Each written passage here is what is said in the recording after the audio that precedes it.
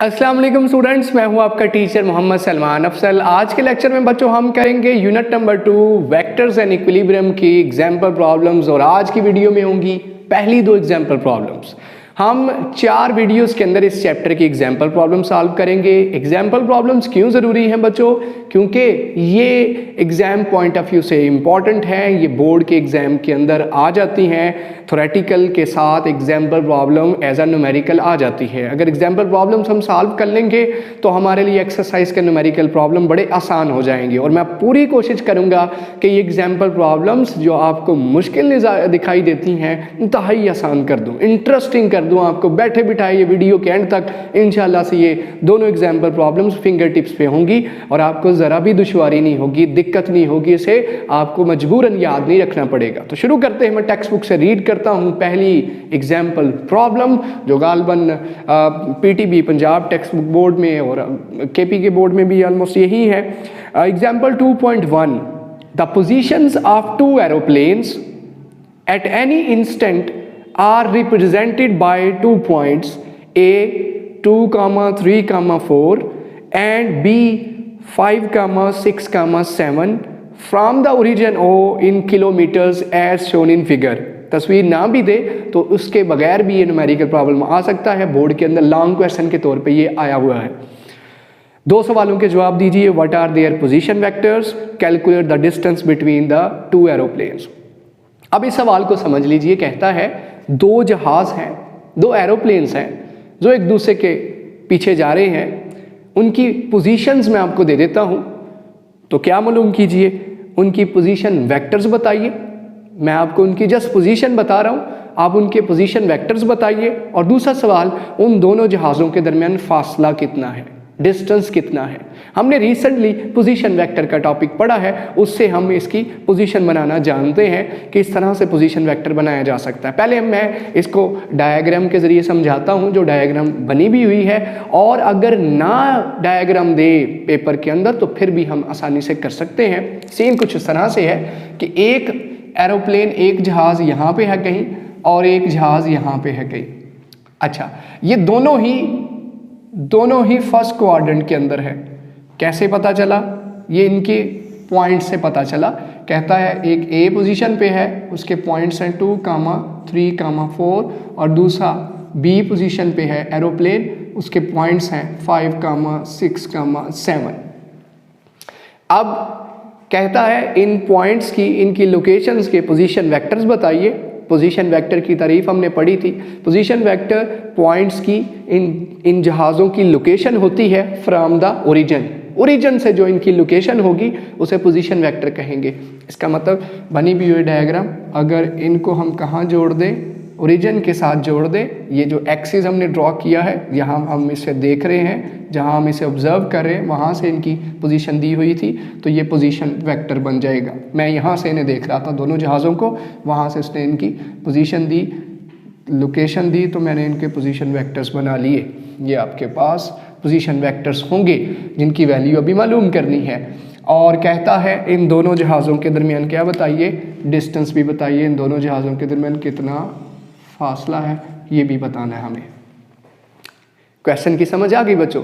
आइए given data लिखते हैं। गिवन डेटा के अंदर मुझे क्या क्या है दिया हुआ, गिवन डेटा मेरे पास क्या क्या इस न्यूमेरिकल के अंदर एग्जाम्पल प्रॉब्लम मिलता है। तो देखिए, उसने फर्स्ट एरोप्लेन की पोजीशन दी है, पोजीशन ऑफ फर्स्ट एरोप्लेन वो कितनी है, उसकी A 2, 3, 4 और पोजीशन है किसकी, ये पॉजिटिव बता रहे हैं, 2 वैल्यूज़ पॉजिटिव होना बता रही है कि फर्स्ट क्वाड्रेंट है, पहला क्वाड्रेंट है।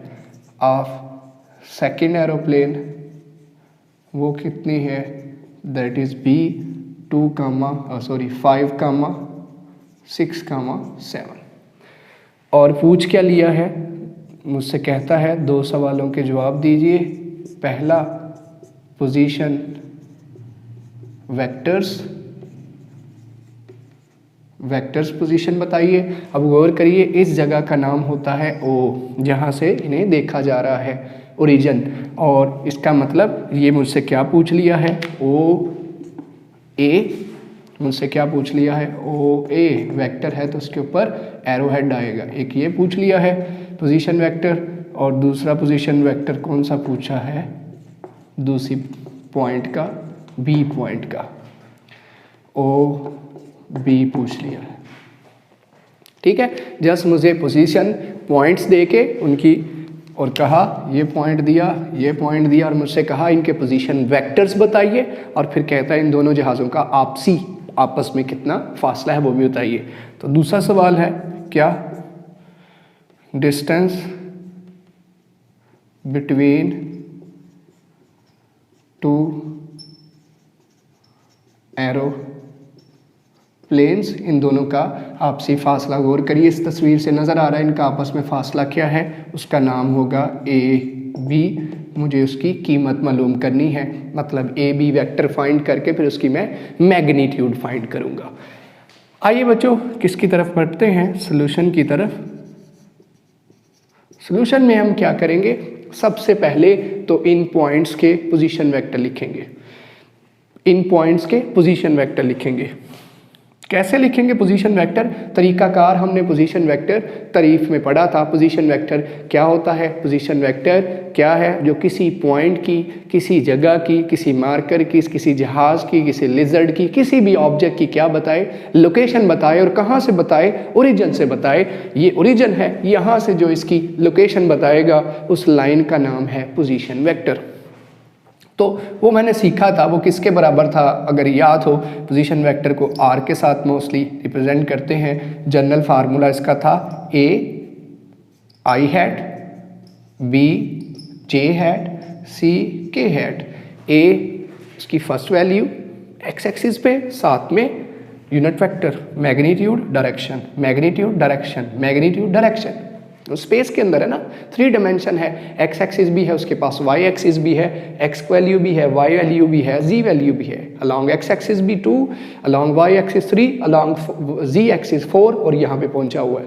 तो ये तरीकाकार है पोजीशन वेक्टर बनाने का, कि जो पॉइंट्स दिए हुए हैं उनके साथ क्या दर्ज कर दिया जाए, यूनिट वेक्टर्स लगा दिए जाएँ तो पोजीशन वेक्टर बन जाते हैं। तो इसका मतलब जो आपके पास पहला पोजीशन वेक्टर बनेगा, पहला पोजीशन वेक्टर बनेगा ओ ए, कैसे बनेगा, अगर मैं क्या करूं, मेरी जो वैल्यूज़ हैं कॉमा के साथ साथ पहली वैल्यू एक्स वाई की होती, दूसरी वाई की होती, इसी जी एक्सिस की तरफ वैल्यू होती है। अगर मैं इनके साथ क्या लगा दूं, first value I had, comma plus हो गया 3 जे हैड और 4 के हैड, तो ये पोजीशन वेक्टर बन गया।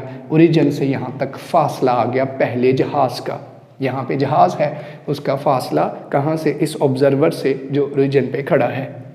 इसी तरह दूसरे जहाज़ की पोजीशन वेक्टर उसका मालूम करना हो तो जस्ट हम क्या करेंगे, जो वैल्यू है उसके साथ क्या पुट कर देंगे, यूनिट वेक्टर पुट कर देंगे। जो पॉइंट्स दिए हुए unit vectors, magnitude direction, magnitude direction, magnitude direction, और ये वेक्टर बन गया, और इस वेक्टर का नाम है पोजीशन वेक्टर। ये पहला पार्ट हल हो गया जिसमें हमसे उसने डिमांड किया था कि दोनों जहाज़ों के क्या बताइए पोजीशन वेक्टर्स। तो पोजीशन वेक्टर होते हैं ओरिजिन से, मैंने वो पोजीशन वेक्टर्स निकाल दिए, ओ ए फाइंड कर दिया और ओ बी फाइंड कर दिया। जब ये वेक्टर बना तो ये ओ ए बन गया और ये ओ बी वेक्टर, स्टार्ट ओ से और बी पे एंड, स्टार्ट ओ से ए पे एंड। दूसरा सवाल उसका है कि इन दोनों जहाज़ों के दरमियान क्या मालूम कीजिए, फासला। अब गौर करिए, इन दोनों जहाज़ों के दरमियान जो फासला है मुझे नज़र आ रहा है वो ए से लेके बी तक है। अब यहाँ पे गौर करिएगा, आपको कितने वेक्टर्स नज़र आ रहे हैं। यहाँ पे इस तस्वीर के अंदर 3 वेक्टर्स हैं, एक वेक्टर, दूसरा वेक्टर और ये तीसरा वेक्टर। और यहाँ पे कहीं आपको हेड टू टेल रूल लगता नज़र आ रहा है। जी बच्चों, हेड टू टेल रूल क्या है कि फर्स्ट वेक्टर का हेड, सेकंड वेक्टर की tail, and the resultant start from the tail of the first and ends at the second. First vector का हेड नजर आ रहा हो और उसके ऊपर किसी और वेक्टर की टेल पड़ी हो तो श्योर है कि वो दूसरा वेक्टर है। पहला वेक्टर, दूसरे वेक्टर की उसके ऊपर टेल, और रिजल्ट कहाँ से शुरू होता है, हमेशा पहले की टेल से लास्ट के हेड तक। तो मुझे यहाँ vectors head to tail rule नज़र आ रहा है, वो मैं अप्लाई करता हूँ। हेड टू टेल रूल लगा के मेरे पास दोनों जहाज़ों के दरमियान फासला आसानी से मैं मालूम कर सकता हूँ। तो अप्लाइंग, क्या अप्लाई कर सकते हो, head to tail rule, head to tail rule apply करिए। किस पे लगेगा? O A first vector plus second vector, कौन सा? ए बी वेक्टर, किसके बराबर? ओ बी के। मिसिंग क्या है? मुझे ए बी मालूम करना है, तो ये यहाँ प्लस हो रहा है तो उस तरफ जाके क्या करेगा? सब्ट्रैक्ट करेगा, तो क्या बन जाएगा? ओ बी माइनस ओ ए। क्या मेरे पास इन दोनों की वैल्यूज़ नहीं है? हैं बच्चों। ए बी किसके बराबर? ओ बी की वैल्यू ये रही आपके पास 5i hat, 6j hat, 7k hat, minus O A की वैल्यू ये रही आपके पास 2i, 3j, 4k। ओपन करिए, माइनस साइन क्या करेगा? सारी वैल्यूज़ को माइनस कर देगा, minus 2i, minus 3j, minus 4k। इधर कर लेते हैं, ए बी की वैल्यू क्या बन जाएगी? 5 में से i में से i माइनस, j में से j माइनस, k में से k माइनस, और 5 में से 2 गया तो 3i, 6 में से 3 गया तो 3j, 7 में से 4 गया तो 3k। ये आपके पास वेक्टर आ गया ए बी, दोनों जहाज़ों के दरमियान जो वेक्टर ए बी था। मुझे तो मैग्नीट्यूड चाहिए, मुझे तो फासला चाहिए। किलोमीटर्स के अंदर लिखा हुआ है साथ में, दोनों जहाज़ों में फासला किलोमीटर्स में मालूम करें तो कैसे निकलेगा? वो मैंने इसी चैप्टर में शुरू में पढ़ा है। मैग्नीट्यूड किसी वेक्टर की कैसे फाइंड करते हैं? एक तरीका ये है कि इसके गिर्द बार इस तरह से डाल दीजिए बार, या फिर बार तो नहीं सीखेंगे मैग्नीट्यूड के लिए, इसके गिर्द ये मॉड डाल दे, या फिर ऐसे लिख दे। सिर्फ इस वेक्टर को यहाँ ऐसे लिखें, इसका मतलब मैग्नीट्यूड है, और या फिर कैसे लिखें? इसी तरह सिंपल लिख दें ए बी, तो वो आपकी निशानी है कि ये मैग्नीट्यूड है। कैसे ली जाती है? फर्स्ट कंपोनेंट का स्क्वायर, सेकंड कंपोनेंट का स्क्वायर, थर्ड कंपोनेंट का स्क्वायर और अंडर रूट। 9 प्लस 9 प्लस 9 कितना आएगा? 27 का अंडर रूट 5.2, और यूनिट क्या बताया था उसने? किलोमीटर। इसका मतलब दोनों जहाज़ों के दरमियान फासला कितना है? 5.2 किलोमीटर्स का। ये थी एग्जाम्पल प्रॉब्लम 2.1, जिसमें हमसे उसने दो चीज़ें डिमांड की थी। एक, दोनों जहाज़ों के पोजीशन वेक्टर्स, और क्या? दोनों जहाज़ों के दरमियान आपसी फासला कितना है, इन दोनों के दरमियान फासला है। तो बच्चों अब देखते हैं एग्जाम्पल प्रॉब्लम 2.2 पेज नंबर 30 के ऊपर, पंजाब टेक्स्ट बुक बोर्ड। ये एग्जाम्पल प्रॉब्लम भी अहम है, इसके अंदर रिहर्सल है, प्रैक्टिस है, जो कि हमने टॉपिक पढ़ा vectors addition by rectangular components. उसमें हमने जाना कि हम वेक्टर्स को रेक्टेंगुलर कंपोनेंट्स के मेथड से भी ऐड कर सकते हैं। उसके 5 स्टेप्स हैं। सबसे पहले हम वेक्टर्स के जितने भी वेक्टर्स हैं, 2 दिए हैं, 3 दिए हैं, 4 दिए हैं, हमने तो 2 के साथ किया था, उन सब के x और y कंपोनेंट्स फाइंड करेंगे।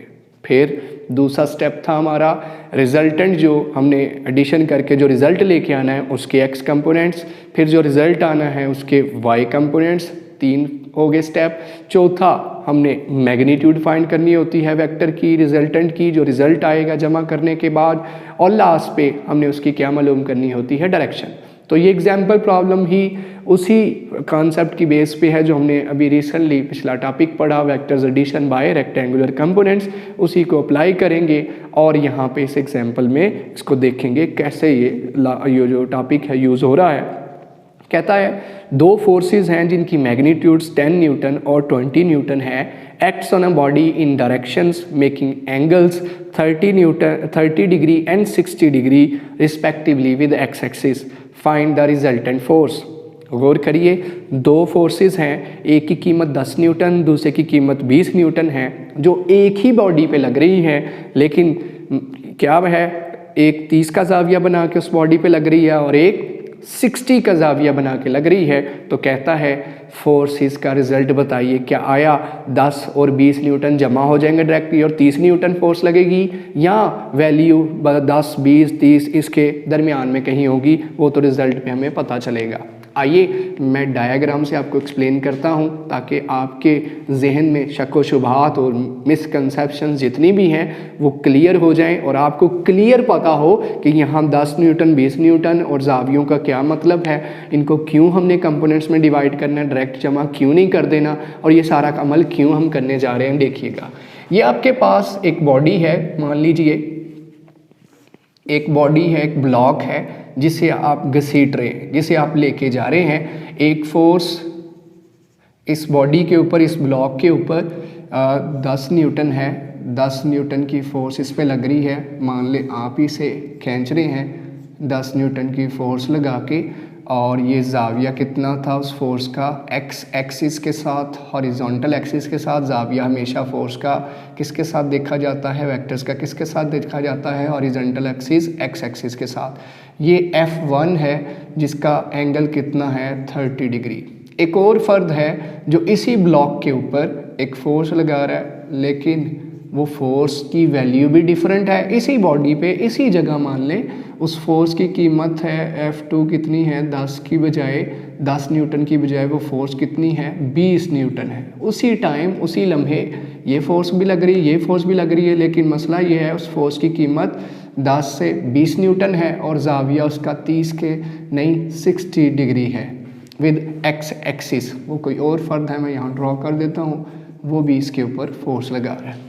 सही है। अब आपके सामने है फोर्सेस 10 न्यूटन और 20 न्यूटन डायरेक्टली जमा नहीं हो सकती, क्या पता उनकी वैल्यूज़ कम ऐड हों due to their components, due to their effective components. कैसे, गौर करिएगा, ये ब्लॉक एक्स एक्सिस के साथ जा रहा है, इसका मतलब इसके एक्स कंपोनेंट ऐड हैं, और इसकी मोशन अगर अलॉन्ग वाई एक्सिस ब्लॉक उठता भी है, मिसाल दे रहा हूँ, तो वाई कंपोनेंट भी शामिल होगा।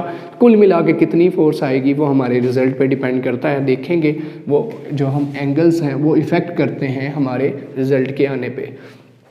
तो देखिए बच्चों, गिवन डेटा हमारे पास देख लेते हैं। गिवन डेटा दी हुई मालूमात हमें क्या है। फर्स्ट फोर्स है F1 10 Newton, F2 20 Newton, angle of F1 with X axis कितना है, वो हमारे पास कितना है जी थीटा। जाविया जो दिया है दैट इज़ 30 डिग्री। इसी तरह एंगल ऑफ फोर्स, दूसरी फोर्स जो है उसका एक्स एक्सिस के साथ कितना जाविया है, 30 की बजाय 60 दे दी। हम प्रॉक्टर डिग्री यहाँ पे डी रख के देख सकते हैं, 30 डिग्री 60 डिग्री, इसी तरह से यहाँ 90 डिग्री होता है। तो ये दो फोर्सेस 30 और 60 का रिस्पेक्टिवली जाविया बना रही हैं एक्स एक्सिस के साथ। तो मालूम करने को क्या कहता है, कहता है रिजल्टेंट फोर्स मालूम कीजिए, रिजल्टेंट फोर्स मालूम करनी है हमें। उसकी रिजल्टेंट फोर्स दो चीज़ें कैरी करेगी, एक मैग्नीट्यूड और दूसरी डायरेक्शन। ठीक है, रिजल्टेंट मालूम करने का यही मतलब है कि मैग्नीट्यूड मालूम करेंगे और डायरेक्शन मालूम करेंगे। या मैं लिख देता हूँ, रिजल्टेंट का मतलब भी लिख देता हूँ, मैग्नीट्यूड ऑफ फोर्स ये मालूम करना है, दो हिस्सों में ये काम होना है। और दूसरा हमने अगर ये दो चीज़ें मालूम होगी तो इसका मतलब हमने क्या मालूम कर दिया, हमने फोर्स मालूम कर ली, रिजल्टेंट फोर्स मालूम कर ली। पहले तो रिजल्टेंट मालूम करते हैं ना, रिजल्टेंट वेक्टर, रिजल्टेंट फोर्स कितनी आएगी, उसके लिए उसने बताया स्टेप्स फॉलो करने हैं। सोल्यूशन में स्टेप्स फॉलो करने हैं। स्टेप्स की हेडिंग देना चाहें दे सकते हैं, नहीं देनी आपकी चॉइस है। सबसे पहले तो आप क्या करेंगे, जो आपके पास फोर्सेस हैं उनके क्या मालूम करेंगे, एक्स कंपोनेंट्स। तो कितनी फोर्सेस हैं आपके पास, दो फोर्सेस हैं, एक F1 और दूसरी F2। तो एक्स कंपोनेंट्स फाइंड करते हैं। एक्स कंपोनेंट सबसे पहले बात करते हैं F1 की। तो F1 का जो एक्स कंपोनेंट है, एक्स कंपोनेंट X1 का क्या आएगा, F1x, और F1x किसके बराबर है, F1 cos ऑफ थीटा। हमने जाना इस यूनिट के अंदर कि रेक्टेंगुलर कंपोनेंट जो एक्स एक्सिस के ऊपर होगा, जो एक्स एक्सिस के ऊपर होगा वो cos थीटा के साथ होगा। फर्स्ट फोर्स है x है तो x की वजह से cos थीटा आएगा। लाइए कीमत दर्ज कर दीजिए, F1x हमारे पास आ जाएगा फर्स्ट फोर्स का x कंपोनेंट। बताइए ज़रा क्या आएगा, F1 की जगह क्या पुट करेंगे 10 और cos कितना पुट करेंगे 30 degree, and result will be, result आपके सामने होगा, कैलकुलेटर वर्क है, डायरेक्टली पुट करना है, डायरेक्टली पुट कर सकते हैं। cos 30 multiplied by 10, result will be 8.66 Newton. 8.66 Newton. ये हमारे पास फर्स्ट फोर्स का एक्स कंपोनेंट आ गया, F1 का ये आ गया यहाँ तक एक्स कंपोनेंट। इसी तरह अब क्या करेंगे, एक्स कंपोनेंट दूसरी फोर्स का भी बात करेंगे हम F2 की। तो F2 का जो एक्स कंपोनेंट होगा वो आएगा F2 cos of theta. F2 की कीमत कितनी है 20 कॉस जी, F2 कॉज ऑफ थीटा। दूसरी फोर्स का जाविया 30 की बजाय कितना है 60 डिग्री है। पुट कर दीजिए, क्या आएगा कॉस 60 मल्टीप्लाइड बाय 20 आ गया 10। ये आंसर आपके पास आ गया 10 न्यूटन। दूसरी फोर्स जो थी ये जो रही दूसरी फोर्स, इसका एक्स कंपोनेंट आ गया, एक्स कंपोनेंट इसका आ गया 10 न्यूटन। ठीक है, उससे ज़्यादा है, यहाँ तक है शायद, वो 8.66 था, ये 10 न्यूटन आ गया। अब अगला काम क्या है, अब मालूम करने जी वाई कंपोनेंट्स। जो काम हमने उस टॉपिक में किया vectors addition by rectangular components में, वही हम कर रहे हैं। पहली फोर्स का वाई कंपोनेंट ऐसे लिख सकते हैं, F1 के लिए हम कर रहे हैं F1 y is equal to F1 y की वजह से कौन सा थीटा आएगा, हमने पढ़ा था रेक्टेंगुलर कंपोनेंट जब डिटरमिन किए थे कि y कंपोनेंट का मतलब है कि उसके साथ साइन थीटा आएगा, लॉन्ग y वर्टिकल एक्सिस पे साइन थीटा है, वो हमने डिटरमिन किया था बाकायदा से। अब F1 की कीमत फिर से 10, अब साइन कितना है 30 डिग्री, तो करिए ज़रा 10 multiplied by sine 30 multiplied by 10, result is 5 newton. Sine 30 multiplied by 10 and result is 5 newton. मैंने वेरीफाई कर लिया जी, 5 न्यूटन। इसी तरह दूसरी फोर्स का वाई वो आएगा F2 साइन ऑफ थीटा। दूसरी फोर्स तो 20 न्यूटन है और दूसरी फोर्स का जाविया 30 की बजाय 60 है। साइन 60 को जब हम मल्टीप्लाई करेंगे 20 के साथ, रिजल्ट विल बी 17.32। ये आपके पास आएगा 17.32 न्यूटन। अब बच्चों दूसरा स्टेप जो है वो है एक्स कंपोनेंट्स तो फाइंड हमने कर लिए फोर्सेस के, वाई कंपोनेंट्स तो फाइंड कर लिए। अब रिजल्टेंट का क्या मालूम करना है, x component resultant F x find करना है। वो कैसे फाइंड आउट होगा, रिजल्टेंट एफ एक्स बराबर होगा दोनों फोर्सेस के एक्स कंपोनेंट ऐड कर दें, दोनों फोर्सेस के एक्स, F1x और F2x दोनों फोर्सेस के एक्स कंपोनेंट जमा कर दीजिए। तो क्या आएगा आपके पास, F1x की कीमत कितनी है 8.66 प्लस 10 किसके बराबर आ जाएगा 18.66 न्यूटन। इसी तरह इसी स्टेप के अंदर थर्ड स्टेप जो है वो है कि आप क्या करें, रिजल्टेंट का Fy कंपोनेंट मालूम करिए। टोटल Fy किसके बराबर आएगा, दोनों फोर्सेस के जो लहदा हमने y कंपोनेंट्स मालूम किए थे जमा कर देते हैं। 5 न्यूटन प्लस 17.3 न्यूटन, तो ये आ गया 22.32 न्यूटन। अच्छा बच्चों, अब जो चौथा स्टेप है वो है मैग्नीट्यूड फाइंड करना, लेकिन मैग्नीट्यूड फाइंड करने से पहले हमारे पास फोर्स जो रिज़ल्ट है वो होना चाहिए। जो रिज़ल्टेंट फोर्स आएगी वो किसके बराबर आएगी, रिज़ल्टेंट फोर्स आएगी उसका पूरे का पूरा x कंपोनेंट साथ में i हैट, y कंपोनेंट साथ में j हैट। जैसे कि हम जानते हैं वेक्टर कैसे लिखा जाता है, मैग्नीट्यूड डायरेक्शन। आपके पास fx भी आ गया, fy भी आ गया, साथ में डायरेक्शन पुट कर दीजिए। x एक्सिस में साथ में i हैट आता है और y एक्सिस में साथ में j हैट आता है। लाइए जी, आपके पास वेक्टर डिटरमिन हो गया। fx कितना था 18.66, यूनिट रहने दीजिए i हैट, और 22.32 j हैट। ये आपके पास फोर्स वेक्टर डिटरमिन हो गया है। चौथा स्टेप है क्या मालूम करना, इसकी मैग्नीट्यूड मालूम करना। मैग्नीट्यूड मालूम करने का क्या तरीका है, मैग्नीट्यूड को यहाँ ऐसे लिखा जाता है, या फिर दूसरा तरीका है कि इसके गिर्द फोर्स वेक्टर के गिर्द क्या डाल दिया जाए, इसके गिर्द हम अगर मॉड डाल दें तो तभी वो मैग्नीट्यूड की निशानी है, ये भी मैग्नीट्यूड की निशानी है। वो तरीकाकार क्या है, फर्स्ट कंपोनेंट का स्क्वायर प्लस सेकंड कंपोनेंट का स्क्वायर ऊपर अंडर रूट। जब इसको ओवरऑल सॉल्व करेंगे स्क्वायर लेके जमा करके अंडर रूट लेंगे, रिजल्ट विल बी 29 न्यूटन। देख लीजिए, जब फोर्सेस 30 का जाविया और 60 का जाविया बना के एक ही बॉडी पे लगे तो 30 जमा 20 और 10 मिलके 30 न्यूटन बनना चाहिए था, लेकिन 29 न्यूटन उस बॉडी पे लगी। साथ में अगर डायरेक्शन मालूम करनी हो, 5वां स्टेप डायरेक्शन ऑफ फोर्स तो कैसे होगी, tan theta is equal to Fy over Fx। क्या है Fy, आपके सामने है, ये कीमत Fy की 22.32 ओवर 18.66 करिए। कैलकुलेटर वर्क है, दोनों कीमतें पॉजिटिव हैं, इसका मतलब फर्स्ट क्वाड्रेंट है। फाई मालूम करने की ज़रूरत नहीं, डायरेक्टली हम थीटा ही मालूम करेंगे।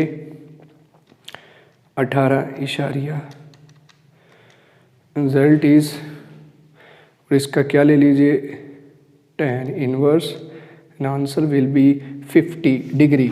ठीक है, जो भी यहाँ रिजल्ट आना है उसका क्या लिया जाना है, tan इनवर्स, क्योंकि tan ने उधर जाके क्या करना है, इनवर्स करना है, और ओवरऑल आंसर आ गया 50 डिग्री। 50 डिग्री का जाविया होगा, जो कुल मिला के फोर्स लगेगी वो ना 30 का एंगल बनाएगी ना 60 का एंगल बनाएगी, बल्कि 50 डिग्री से रिजल्टेंट फोर्स उस बॉडी पे एक्ट कर रही होगी। और उसकी वैल्यू कितनी होगी, ना 10 न्यूटन, ना 20 न्यूटन, ना 30 न्यूटन, बल्कि 29 न्यूटन एक्यूमुलेट होके रिजल्टेंट 29 न्यूटन उस बॉडी पे लग रही होगी। ये था एग्जाम्पल प्रॉब्लम नंबर 2 जो कि हमने आज के लेक्चर में कवर की। इंशाल्लाह नेक्स्ट वीडियो में हाजिर होंगे और उसमें कवर करेंगे अगली 2 एग्जाम्पल प्रॉब्लम्स। उम्मीद करता हूँ कि आपका ईच एंड एवरी कॉन्सेप्ट जो है क्लियर हो चुका होगा। जहाँ जहाँ आपको कन्फ्यूजन हो रही होगी वो क्लियर कर दी गई मैंने। इसी के साथ आपसे इजाज़त चाहता हूँ, and don't forget to like share and subscribe this channel. इसी के साथ इजाज़त चाहूँगा, अल्लाह हाफिज़।